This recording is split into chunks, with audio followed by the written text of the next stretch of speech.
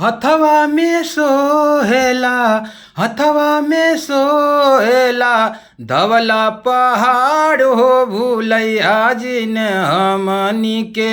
भूलैया जनी हमनी के, पवन कुमार हो भूलैया जनी हमनी के, वीर हनुमान हो भूलैया जनी हमनी के। लाल लाल दहिया तोहर लाल बानी गोटा,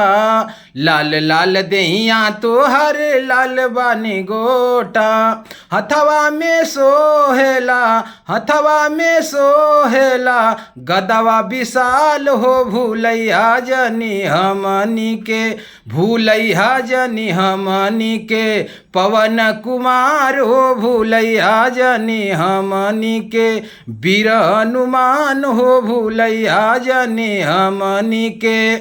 लंकावा में जाई के डंकावा बजाई दिहला,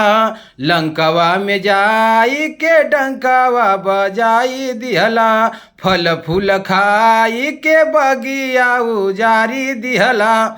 पौ अक्षय के मार के, अक्षय के मार के, कैला संघार हो भूलैया जनी हमनी के, पवन कुमार हो भूलैया जनी हमनी के, वीर हनुमान हो भूलैया जनी हमनी के।